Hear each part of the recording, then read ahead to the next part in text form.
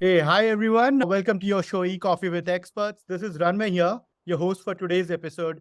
And today we have Spencer, who is the CEO of Red Shark Digital with us. Hey, Spencer. Hey, how are you? All good, yeah. Thank you for taking out time and doing this with us, yeah. Spencer, Excited to be before here. great. Spencer, before we move any forward and pick your brains, why don't you talk us through about your journey a bit?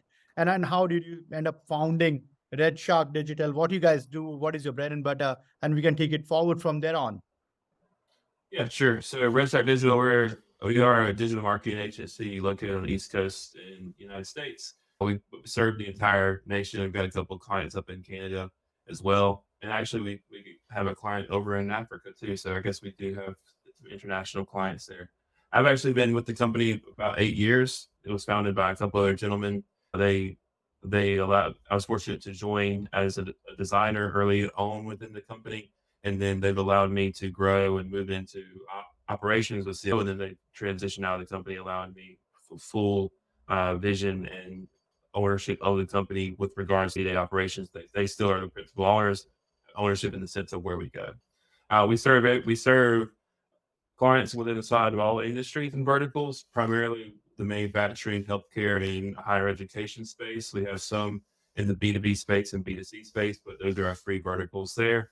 And then our bread and butter truly is SEO, all facets of it, as well as website design and development, primarily with inside the Webflow space currently and a WordPress background. However, we got pivoted to Webflow first with regards to our development services, and SEO and search as an integrated search agency are our primary marketing services. Brilliant. Spencer, as an award winning website designer and now the CEO of Red Shark Digital, you would have witnessed the evolution of web design trends, right? So, could you share your perspective on how the most significant shifts you have observed in the industry so far?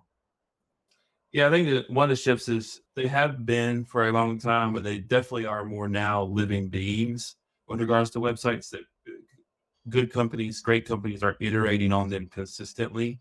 We've actually found that our clients have or take on three personas with regards to the hands off. They want us to do everything. The editor who we need to account for and going in to manage their content, and the hands on who's going to be more actually conducting some of that maintenance and building post project.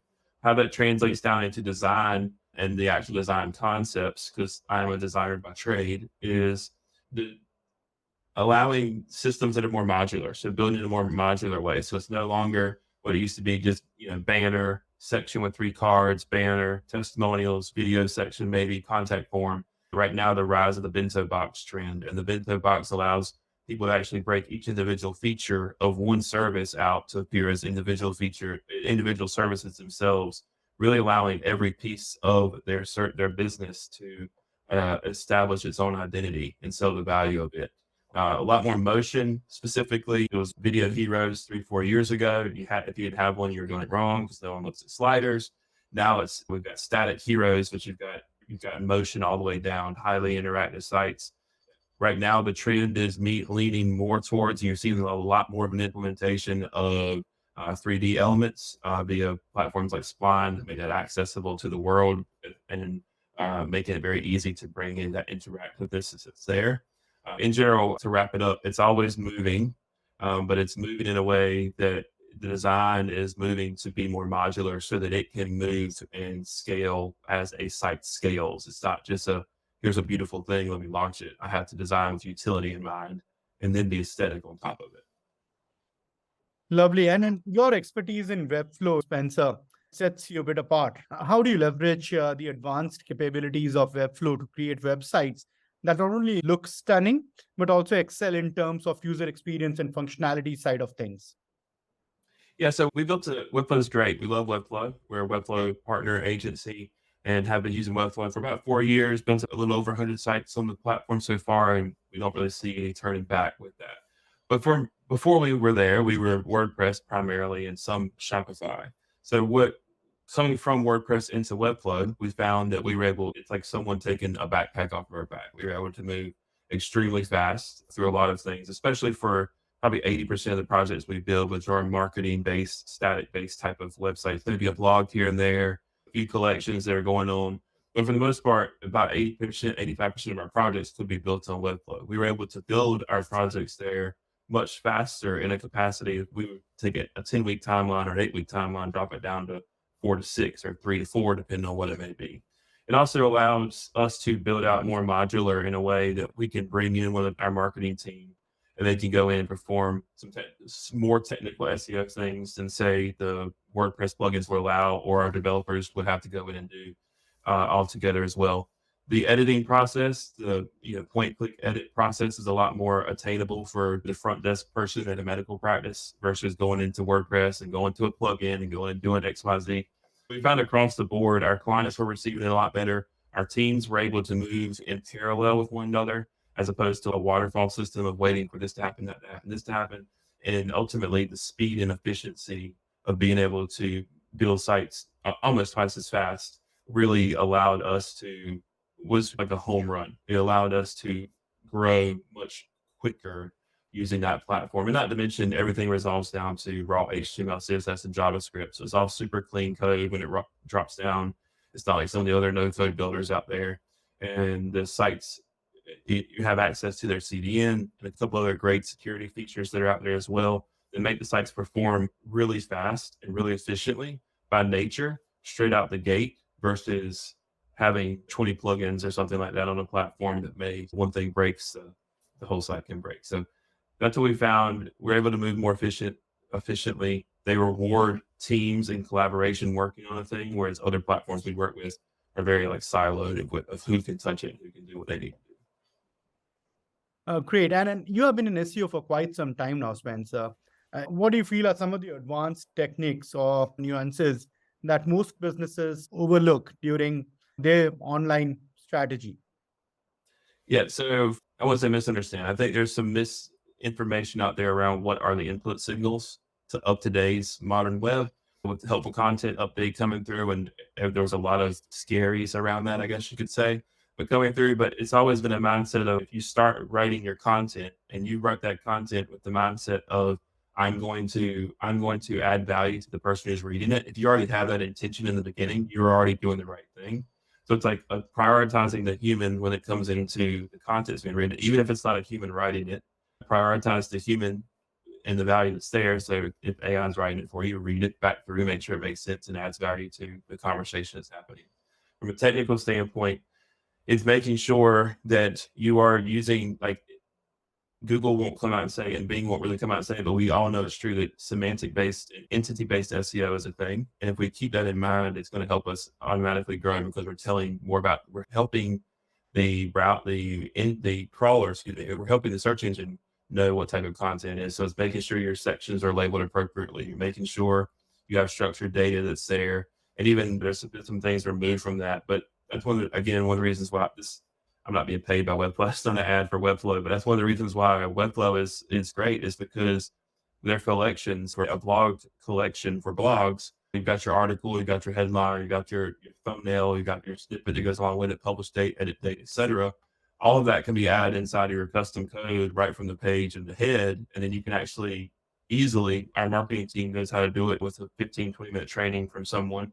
They all know how to do it. They're able to go in and take that, you can copy straight from Google, drop it in, and replace those values with CMS values. So now your 1,000 blog pages or whatever, they all have relevant structured data that's there. It's going to help build that entity-based SEO. Again, telling Google you care about your content, you care about your users who are consuming that content, and ultimately they're going to reward it. It's really leaning into who's using it. And obviously it's all going to come down to links are gold, content's golden, and linked content is crystal out there. But at the end of the day, your site has to be very healthy, and the technical prowess is where we lean with regards to some like secret sauce. Lovely. And for businesses, while we all marketers talk about a lot of ranking, SEO, PPC, for them, conversion is what is the key criteria, right? How do you ensure, Spencer, what are the key strategies that you implement for effective CRO, conversion rate optimization? Yeah, so we typically take it away from the site, right? So we're having a conversation about conversions, about what success looks like, is how we typically label it. We typically remove ourselves from our deliverable. So we look at it from an objective. We try to surface the problem someone may be coming to us with. Client may come to us and say, "Hey, I want to double. I want to my existing user base. I want to increase my revenue with them by 25% this year, and I also want to double my revenue overall. I want to get twice as many customers total, but I want to increase my existing by 25%." Okay, so our objective is to attract new customers and convert new customers without isolating existing customer base. So we have to position in a new area while also maintaining an identity. Okay, so what does success look like? Success looks like increased revenue by here and here. And then what's it going to take? It's going to take us allowing users to self-identify. So then we get into what the details are. So what are those details? We need to have we need to update our hero section to help users self-identify quickly. Are you this, or are you here for this reason? Or are you here for that reason? We need to have landing pages and pillar pages that really support those subtopics or those topics in general, where people can get that more information. Oh, you are for me. You actually can solve the problem I have for this particular machine or this particular service I'm looking to implement, or I'm looking to have done at my home, or a procedure I need because my doctor referred me here. You self-identify quickly, you validate quickly, and you provide more information to them, and you give them opportunities to convert all along the way. But it's leading heavily with here's value for you, and like it's about look at conversions as a value added transaction. So it's like as attention transact, and the currency is the user's attention. So you're adding value first, just like going to dinner. Like they bring you food before you pay for it in most sit down restaurants. So it's the same capacity of you're giving value to the user, you're selling yourself to them, and then giving them the opportunity, presenting them with the initiative to convert and pay for that value with their attention, with their conversion for you to continue conversation. So again, we typically strip it back up to what's the global objective, and everything has to point back up to it. The making sure the conversions are happening. Now, from a more micro level, if a page isn't converting, we lean into are the CTAs clear? Do we have too many CTAs? Are they conflicting with one another? Do we have a hard CTA, soft CTA, then a newsletter sign up? Okay, it's three different things. What do we really want them to do? Let's make it much more clear. Here's some opportunities. We can introduce this quicker. We can impulse convert quickly. But from a top-down perspective, we want to make sure every piece of content, every section, every page is anchored back into that objective and what success looks like for it. Brilliant. I know this has happened with us quite a lot as well, where in a single page you'd have a lot of CTAs without, the actual call to action not being clear what you exactly want your customer to, land up with, or the next action to be. So yeah, I can completely relate to that. Spencer, SEO strategies for, let's say, doing international SEO, wherein it can vary across different regions, countries, continents, languages, and then all of those parameters come into the equation, right? So how do you approach the unique challenges of international SEO, ensuring that the websites are not only ranking, but also resonating with the diversified audience across these regions or countries, or in fact, the languages that they speak can be different as well? A big piece obviously is localization. And when you're leaning into establishing what locales their actual markets are in. So then we're able to establish, what subdirectories we need for those languages. We utilize a couple different platforms to allow us to do localization for content with that regard. Most of them prioritize and appreciate SEO, and they don't conflict it. Webflow has recently introduced SEO localization as well through machine learning, which is actually pretty intriguing. You can not only is it converting the language and the written text, you're actually able to change the assets. So if you have an infographic that's in French per se, and you need that to be in Spanish, inside the Spanish speaking locale, you're able to change that asset to be a different version of said asset, so that the actual all of your content, not just your written content, is adapting for the locale where they are.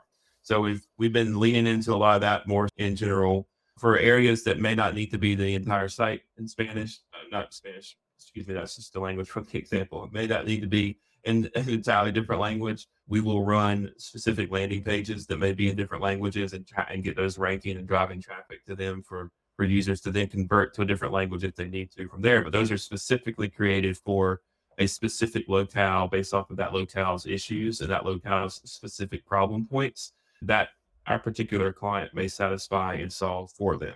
So localization is very important, very important.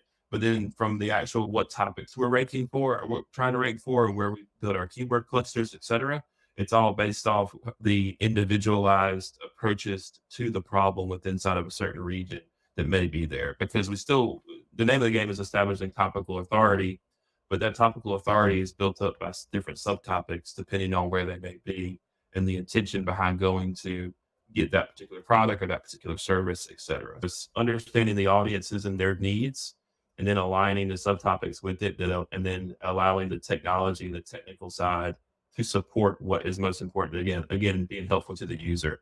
We don't want to rank for something that is in a language they can't read. We want to rank for something where it's very easy for them to switch languages, or based off their actual regional proximity, their GPS coordinates and things, we're able to put them in within the directory that aligns with their either device's native language or the native language of their ISP.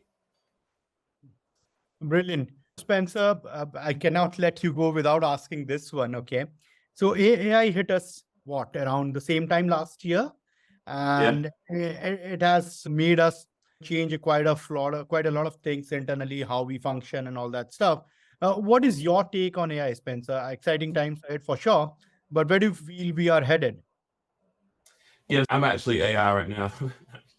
They just fly out of the frame. It's just empty ray, right? But the AI for I us was is about to ask always, that. How much do you use? yeah, AI for us and now it's been is I remember when it came out, it was about a year ago now. So it was about a year ago ChatGPT really came out, which really took a lot of people by storm. Correct. And the Sam Altman he just tweeted about AI was you know, always there. Yeah. yeah, he tweeted, he said he's tweeted, but he tweeted, he said, a year ago today, we were putting the final touches on our release for tomorrow. So that was when talking about ChatGPT coming out. So I remember distinctly having a conversation with our team.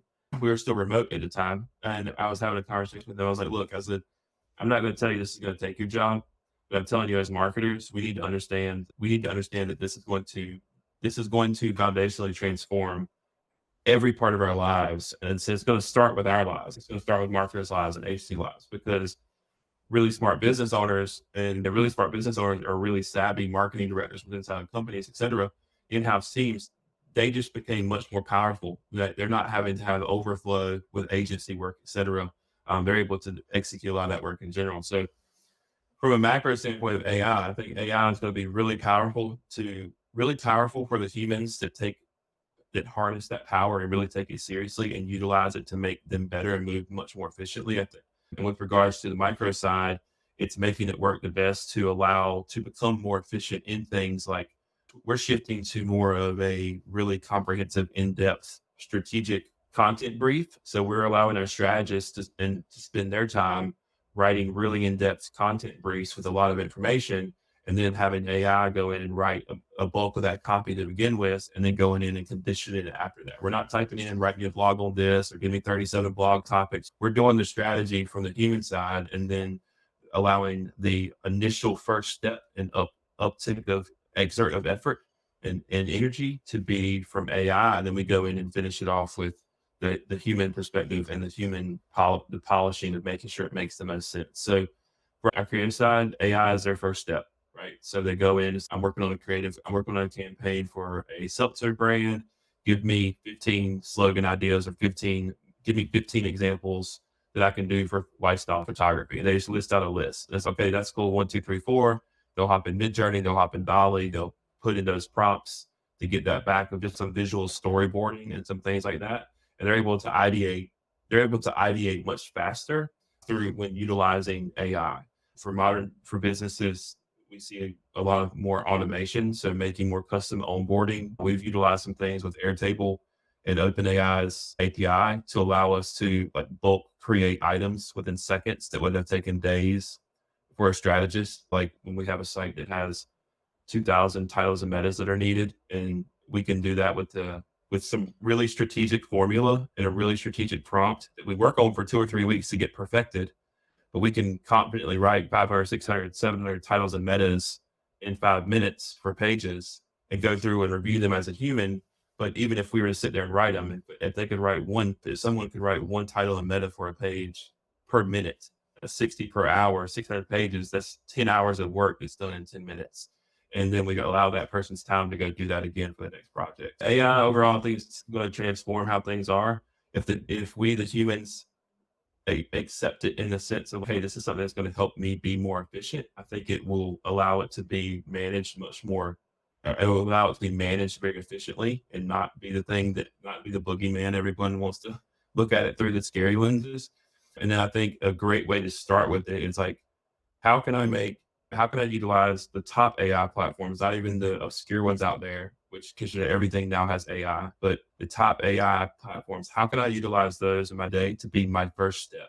Like, how much more efficient will I be if I can just say, when I'm ideating something, if I say, hey, give me 5 ideas for this versus let me spend 20 minutes thinking of an idea to not like it Yeah. and go do another idea.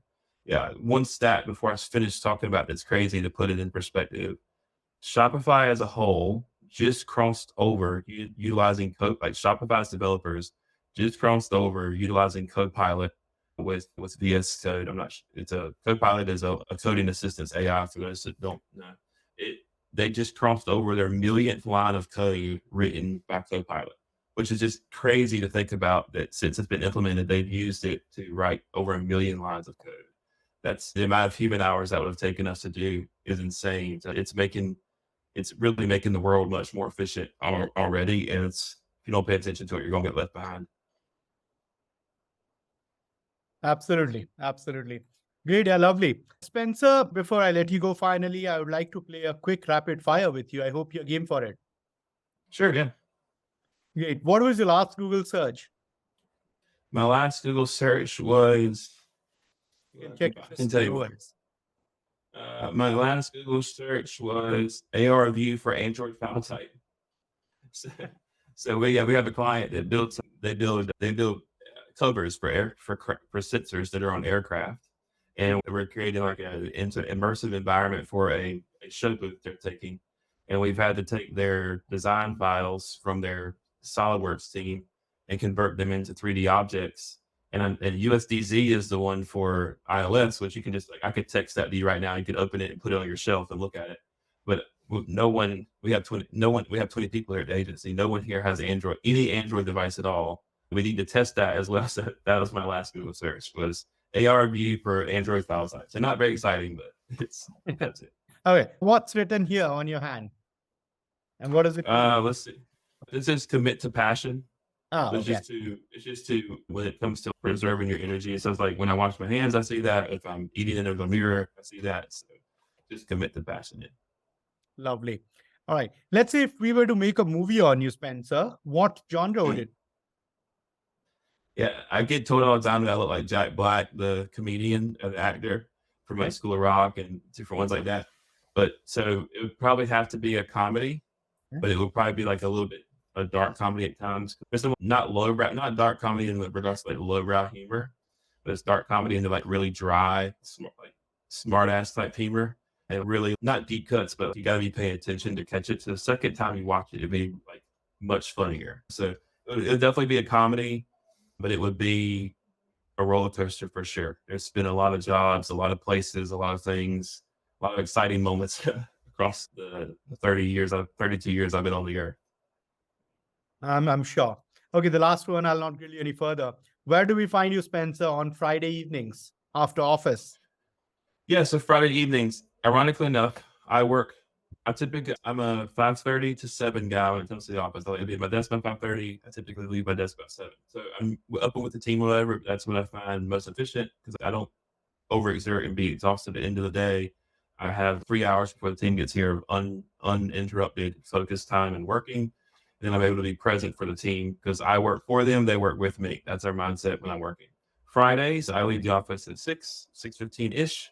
I do not open my laptop again until probably the next day around 12. Then on Saturday, I go to a restaurant that's about 20 or 30 minutes away. So it's far enough away from work to decompress from work.